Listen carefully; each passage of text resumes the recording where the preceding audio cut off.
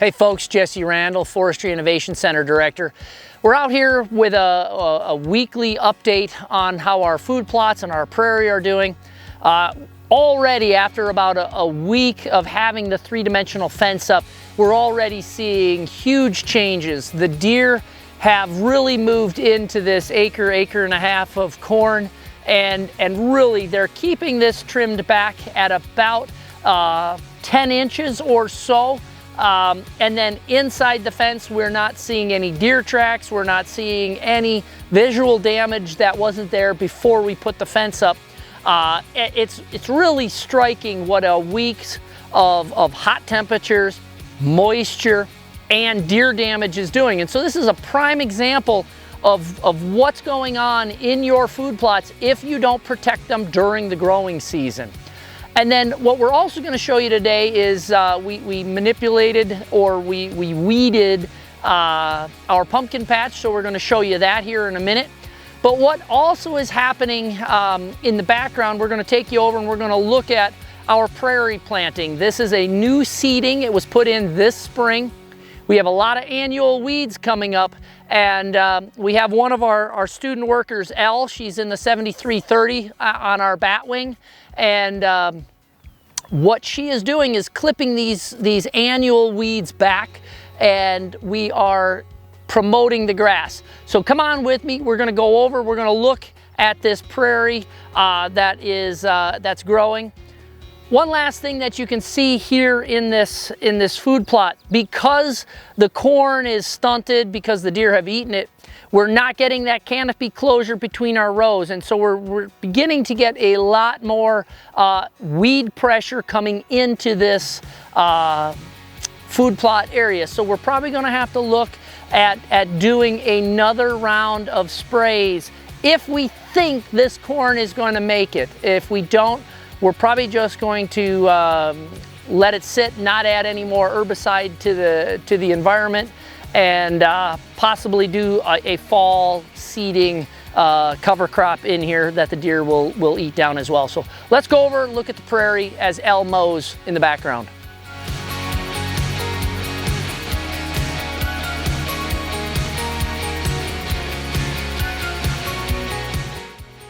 So we got this 44-acre mix of grass prairies newly establishing.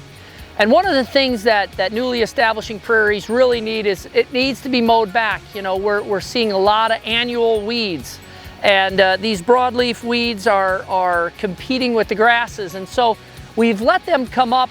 They're about a foot tall or so. And what we do is we bring our batwing in and we really mulch it up well.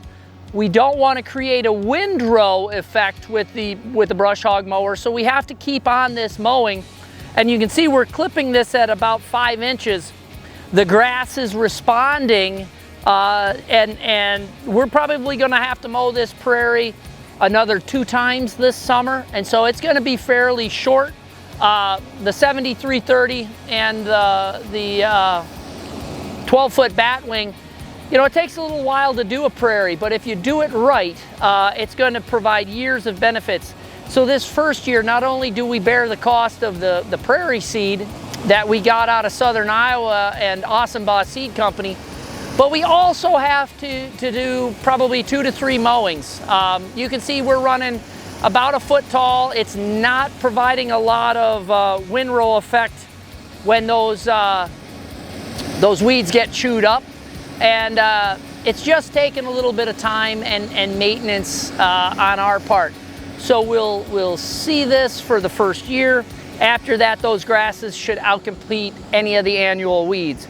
By mowing, we're controlling the amount of seed set that happens. We don't want to have a heavy seed set of these annual weeds to worry about next year.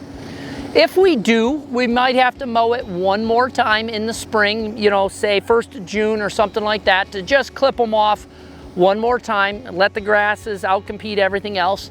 And then from there, this prairie is going to pretty much be self-sustaining, other than we're probably going to set up a burn rotation every 3 to 4 years. We're going to burn portions of this prairie in the spring to promote our grasses. If we burned in the fall, it would promote the forb aspect of a prairie.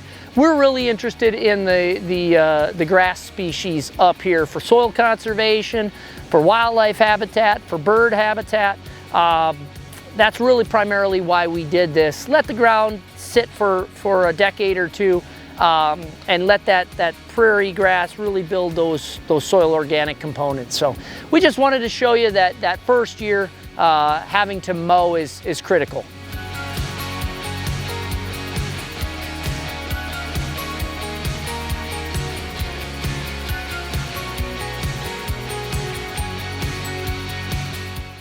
Just a real quick update. We've had some about 2 weeks of intensely hot, humid weather. We've had some timely rains, and it was just about the time that the pumpkins were beginning to send out the runners. And so we knew we had to come in and do one last pass with our 4-foot rototiller. So we went in between the rows with our 4-foot rototiller to kill any competing weeds.